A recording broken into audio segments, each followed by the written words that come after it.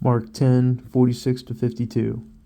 Then they came to Jericho. As Jesus and his disciples, together with a large crowd, were leaving the city, a blind man, Bartimaeus, which means son of Timaeus, was sitting by the roadside begging.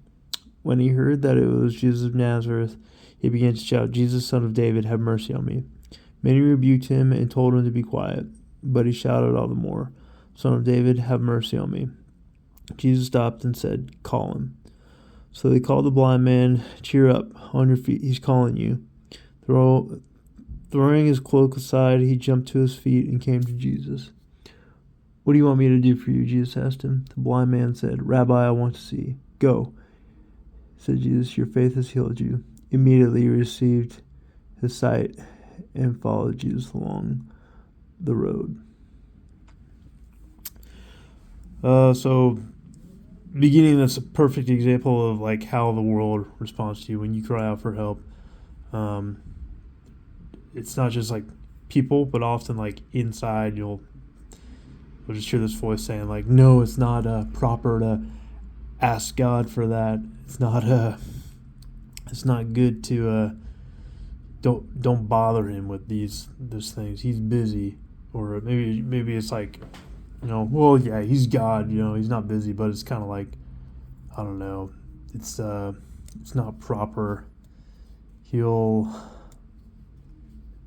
It's just like there's like this weird Christian thing where deep down inside we think like God doesn't want us to be happy to be healthy. And I'm not at all preaching the prosperity gospel, because look at the disciples, and all of them were killed horribly, except for John. They're killed horribly and died poor and homeless, a lot of them. So, but they did have a different kind of prosperity. They had prosperity in their hearts, their mind, and their soul. They had peace and joy that they wished everyone around them had. Like Paul said, he wished everyone were like him despite his chains. That's the kind of prosperity you actually want. But there is a worldly prosperity sometimes that it's like, in reality it's nothing compared to the real prosperity that Jesus offers us.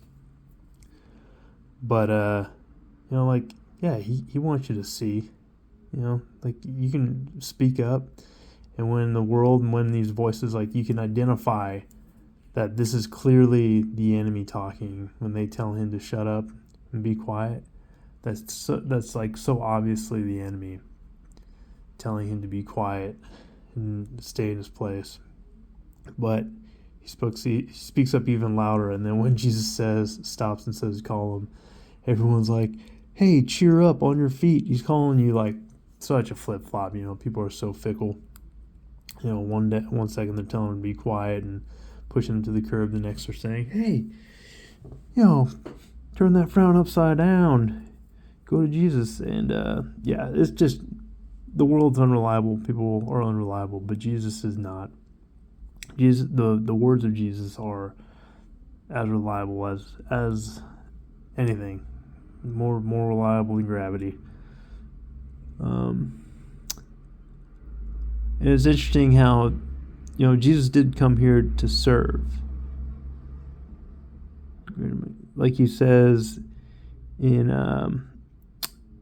chapter 10:45, "For even the Son of Man did not come to be served, but to serve, and to give his life as a ransom for many." He came to serve. And Jesus is talking to this blind man, this blind beggar,